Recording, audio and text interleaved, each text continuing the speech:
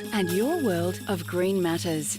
This week, a special delivery for Madrid and the wear and tear of tourism on an island paradise. But first, gourmet coffee, taking the heat off Indonesia's civets.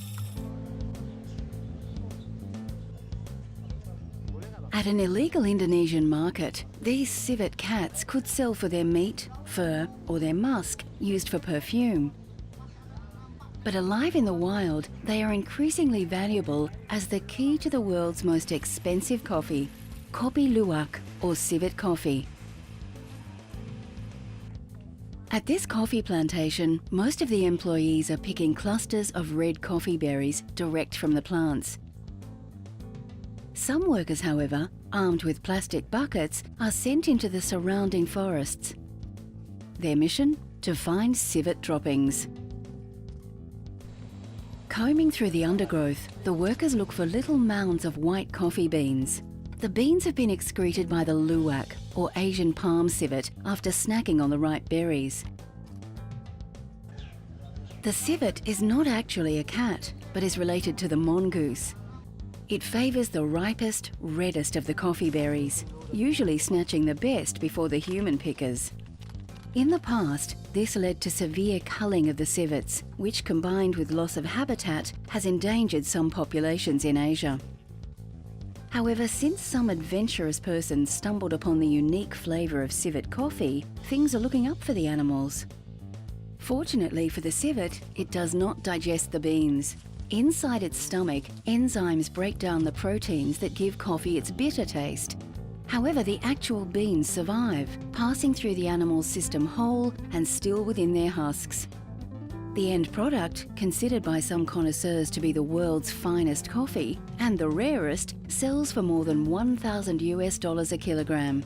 A lot of money for what some people call cat poo coffee. Civet cat coffee is very hard to obtain. Our maximum production here is only 200 kilograms to 300 kilograms per year.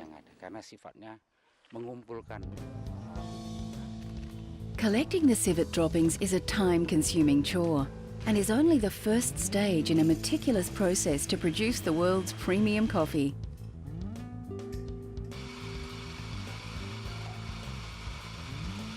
Coffee have a tendency to pick up flavor and taste and aroma, right? I mean, if the luwak poop in the wet area, the coffee will be very earthy and sometimes it's overwhelming. Other than that, sometimes the roasting is not right. I mean, if you don't roast the coffee correctly, the flavors wouldn't come out. The name Kopi Luwak is nowadays seen in many coffee shops in Indonesia, increasingly used as another name for premium coffee, but the real thing carries a hefty price tag.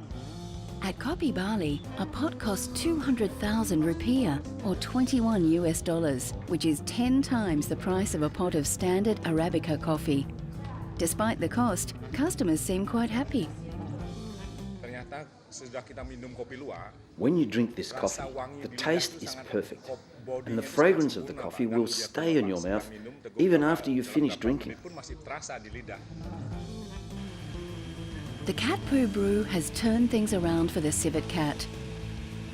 It may not have given it 9 lives, but it has certainly given it a chance at one that is much better.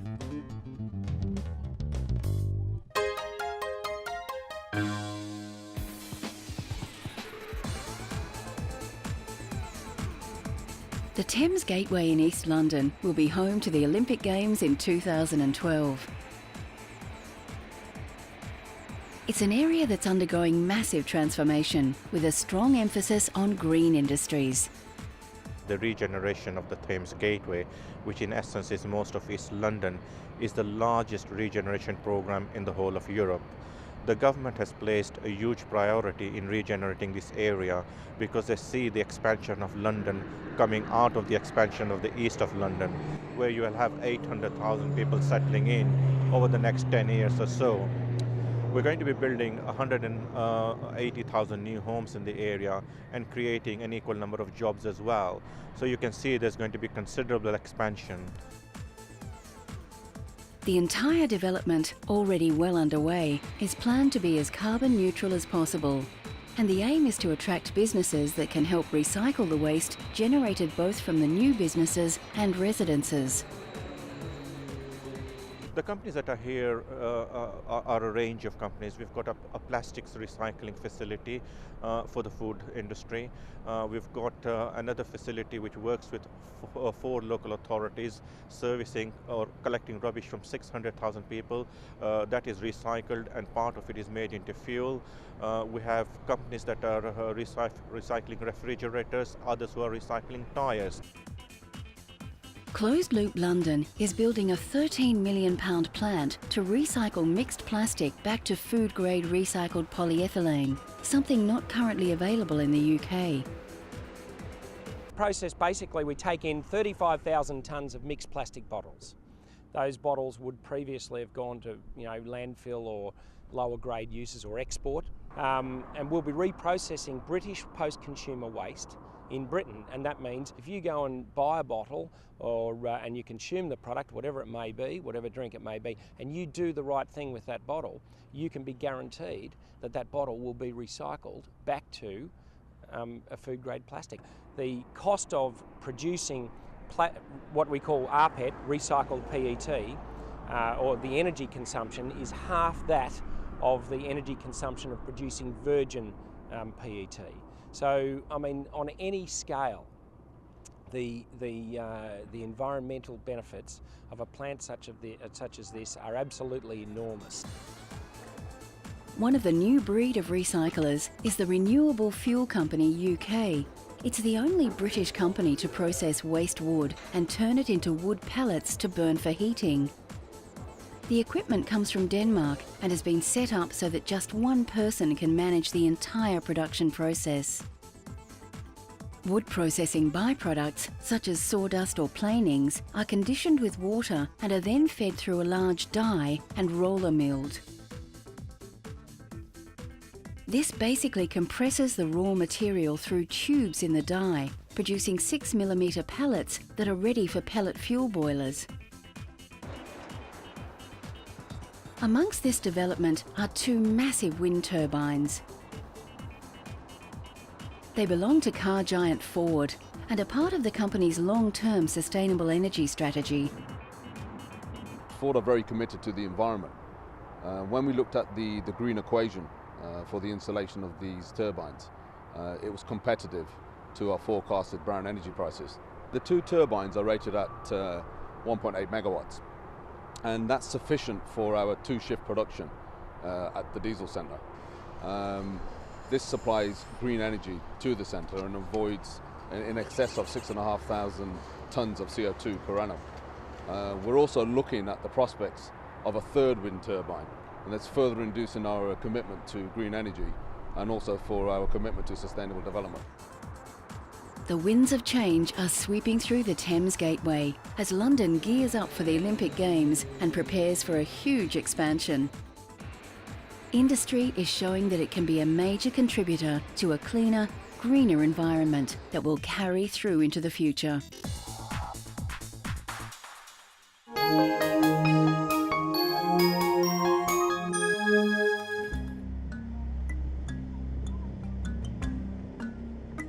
For decades, thousands of political dissidents were imprisoned on Taiwan's Green Island. Today, thousands of carefree tourists flock to the lush island with its coral reefs and spectacular marine life.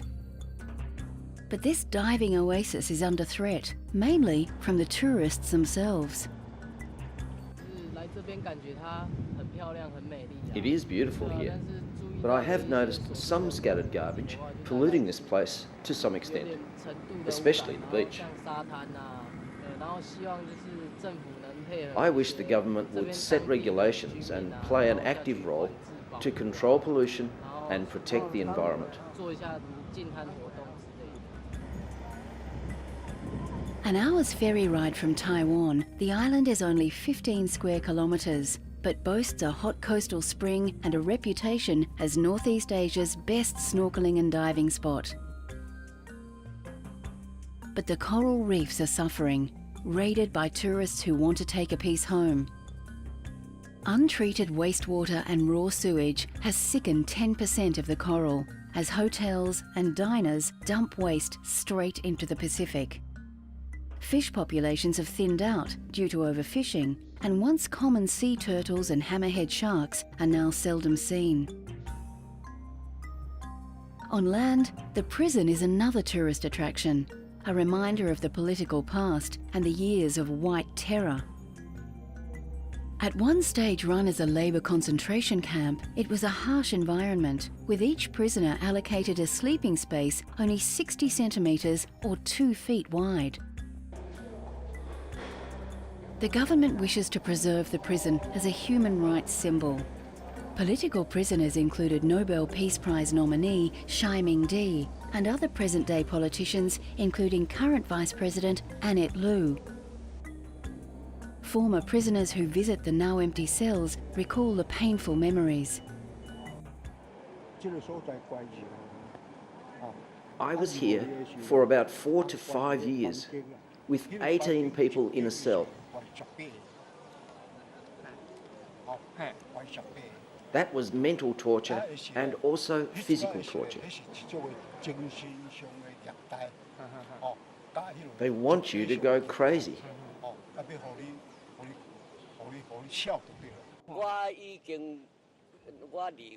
It's been more than 30 years since I left here. I think that preserving our painful experience to bear witness for history is a very good idea.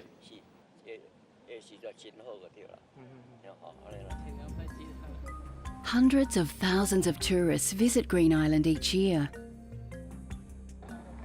The island's permanent population is limited to 2,000, but authorities are unwilling to limit the tourist headcount or charge environmental impact fees. So the island itself will continue to pay the penalty.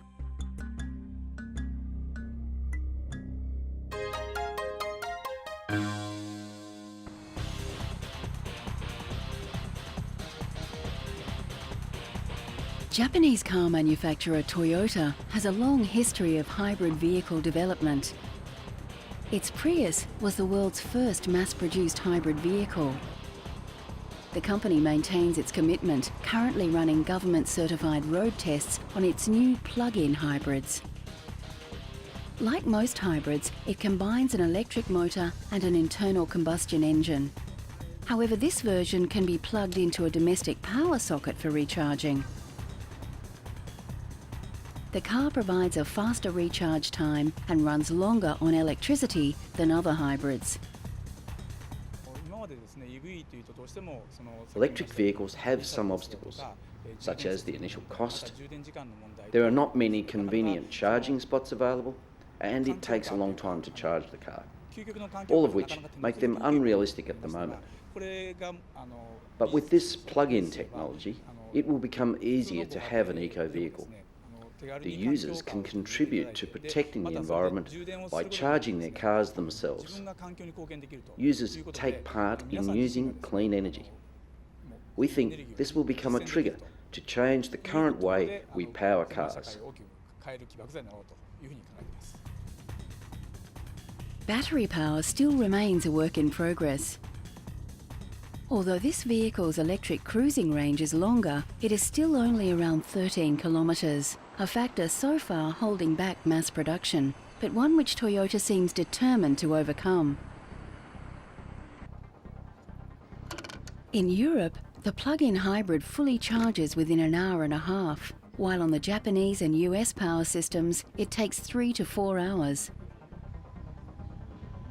Apart from the Prius, Toyota manufactures a hybrid Camry and Lexus and predicts that by 2020, all of its cars will be hybrids, either traditional or plug-ins.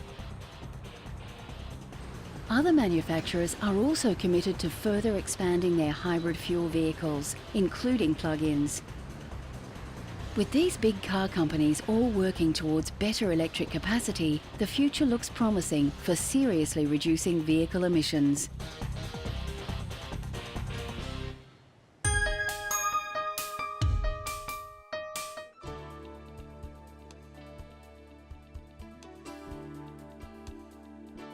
At international gift showcase, the Birmingham Spring Fair, a company selling unusual green gifts drew a lot of interest.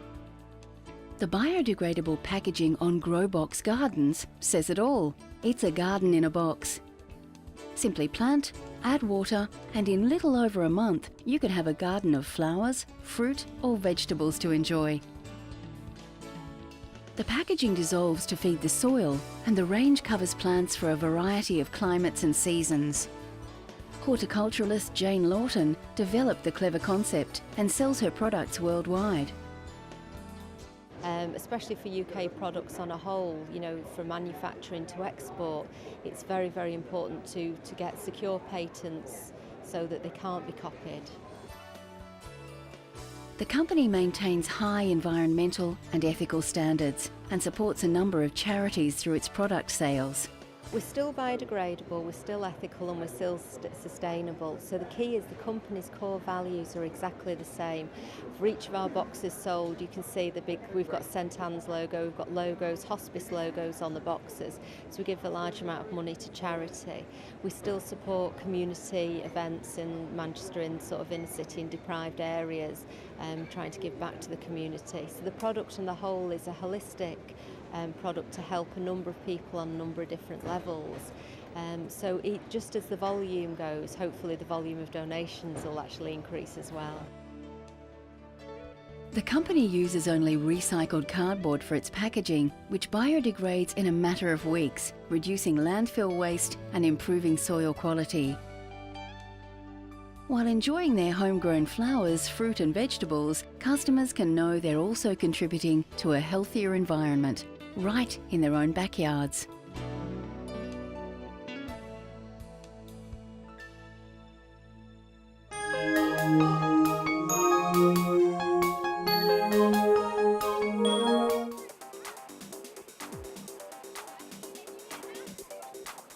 Drop into your local zoo and you're bound to see exotic animals from the other side of the globe. It's all part of a worldwide cooperation to conserve the species, as well as giving us the pleasure of seeing these diverse animals. But what are the sheer logistics of sending an elephant to Berlin, a rhino to Budapest, or a panda to Madrid? Recently, China found out when it fulfilled its promise to send not one, but 2 giant pandas to Madrid Zoo. We are sending 2 pandas to Spain. Their names are Star of Ice and Cutie Lips.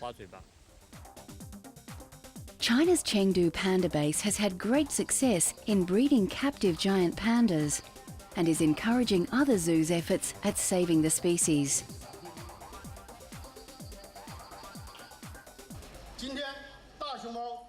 Today, our pandas undertake the role of peace ambassadors, bringing the best wishes of Chengdu and of China to our Spanish friends. They are flying to their new home in Spain's Madrid Zoo, starting their new lives in a foreign land.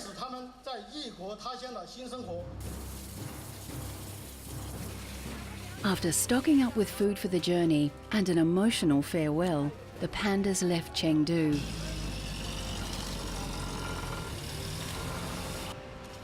Transport company TNT was chosen to safely deliver the pandas to Madrid Zoo. The logistics were considerable. The pandas required an optimal temperature of about 20 degrees Celsius throughout the journey, adequate supply of food and medicines, direct access by veterinarians during the entire transportation, and closed-circuit cameras installed to monitor the pandas during the 2-day journey. Safely on board at last, it seemed a mere blink of the eye till touchdown in Shanghai. After that, it was just a matter of jumping on another plane and off to Madrid. Simple.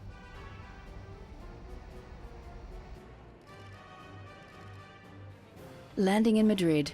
Well, circus might not be the appropriate word in this particular case, but there were a lot of media people.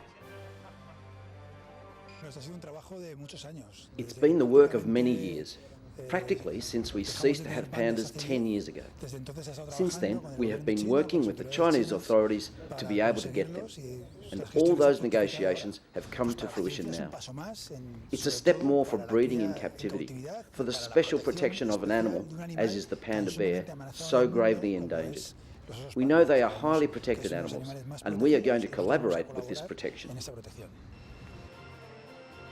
At last, terra firma. And actually, no terror at all, thankfully. Time for only a quick glimpse of the new home soil, and then off once again. This time in a truck, but with a full police escort through the streets of Madrid, all the way to the zoo. And a welcoming party. It's been a complete success from the point of view that the panda bears are in their new home. It's been a success in coordination and all the work that it entails from the Madrid Zoo and the Spanish and Chinese authorities and TNT. All well coordinated between special services and all the TNT company, based on continuous cooperation between China, our central office, TNT Airways and Spain.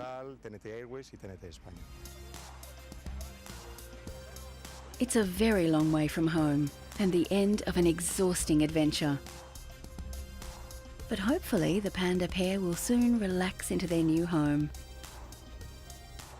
and maybe even produce a family.